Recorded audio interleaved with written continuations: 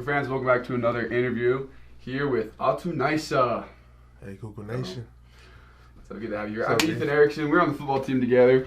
This is my guy. I played ping pong against you for a couple years now. This is who I learned from. Beat you in ping pong. This guy I learned from right here. He buys our paddles too, because the guys get mad, lose against this guy. Keep breaking our paddles. Yeah. So we're kind of gonna just get to know you a little bit here at Cougar Board. So let's start about where you're from, about your family, just some small things about yourself. Yeah, man. So I was born and raised in West Valley, Utah, and then growing up, me and my family we all decided to move to West Jordan. So I spent most of my all my high school career, and where my family currently resides. And then just recently they moved to, I think, Harriman. Oh, nice. That's where they're at right now. Been there a couple times, but yeah. Where do you fall in your family, like with siblings? What number are you? Man, this one's a crazy question already because so I'm the youngest of 10. Okay. But I was adopted by my grandparents. Mm-hmm. But my mom and dad have separately. They have children. So my dad has 10 and my mom has 5. Okay. So then I'm kind of like the oldest and the youngest. Yeah. Oldest out of my parents, my real parents, and then my grandparents. I'm the youngest out of those children. Oh, nice. So we're gonna kind of get into your football life right now. So how did you start playing football? Originally started playing football when I was 8 years old. Felt like very similar to everyone else. Yeah. Starting at a young age, and then I don't know, from there it just kind of grew into this passion that I had going into my freshman year and then sophomore year, finally playing high school football. But really, my dad was just like, hey, we're gonna go to this little football thing, and they ended up signing me up that day, and then walked in, and freaking all the kids were just getting done with the third, fourth practice. Yeah. That's when they kind of decided who's going to A-B team, and coach just looked at me and was like, yeah, you're A team. Because I was kind of bigger one out of the bunch. Yeah. So he's just like, well, we'll see what he can do. But yeah, just love started from there. Yeah, and then so along with football, did you play any other sports? Football, I wrestled a little bit. Basketball, yeah. Man, I thought I was gonna go to NBA playing basketball. I loved basketball growing up. I think it wasn't until probably eighth grade when I realized, maybe I should stick to football. Yeah.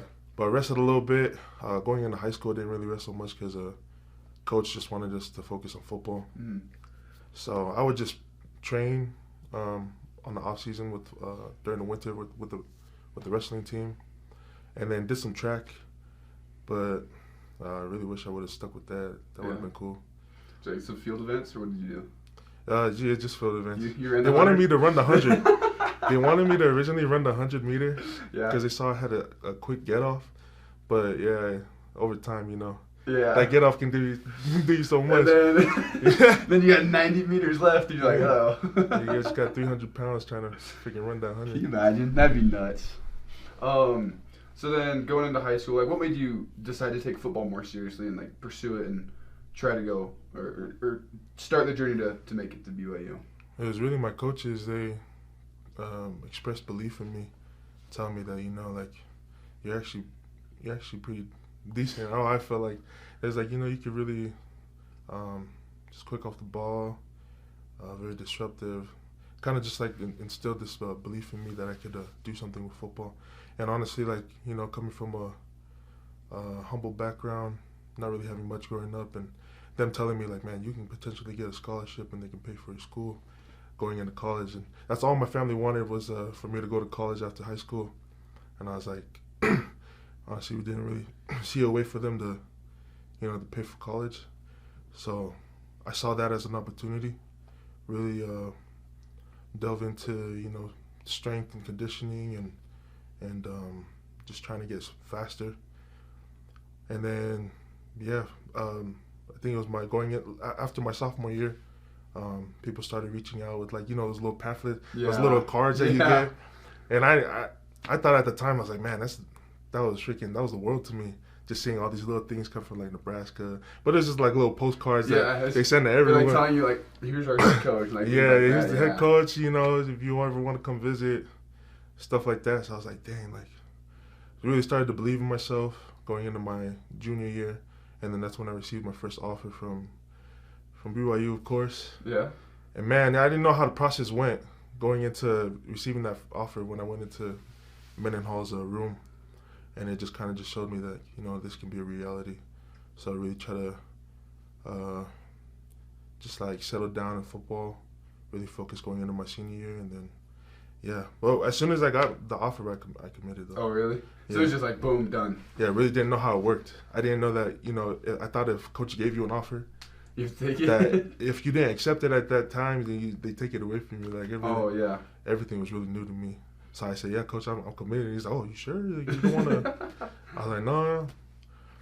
But yeah, that's pretty much whatever the question was. Yeah, no, that was good. That was good. You're talking about like kind of recruiting. So you said you were under. You said Coach Mendenhall. He had recruited you, and then you went on your mission, came back, and was it Coach Kalani? Yeah. So what was that kind of change like? There was a lot of questions going around. A lot of questions going through my head. Because going into my senior year, then that's when all the changes happened. And I remember seeing a couple of people who committed. They started to decommit, or like something with scholarship, getting, everything had to be reevaluated. And so I was just waiting for a call, seeing if they still wanted me, if Kalani wanted me, or so Elisha would come to my practices, watch us, and then watch us when we went to the playoffs. When we played against freaking Lone Peak. Freak those guys. No, I'm just playing. I would have got Lone Peak. Yeah, they gave us the smacking, but heck yeah. I felt like I had a pretty decent game. Yeah. And then all of a sudden I get a call from Kalani telling me that we still feel like you'd be a good fit over here. And I was like, okay, I'm still committed. Love it. So it was kind of worrisome, but at the same time, just put my head down and just kept doing what I was supposed to. Love it. Well, that's gonna take us down to our last minute of our part one. But I appreciate you for being here. We have 2 more parts, so Cougar fans, be sure to stick around. Nice is sticking around as well, hopefully.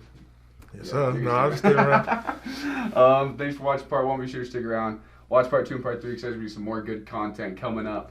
Thank you for watching this interview. Please like and subscribe so you don't miss the other 2 parts of this interview, plus all of our other interviews we do with BYU athletes. We also like to give a special thanks to our Cougar Board insiders for making this possible.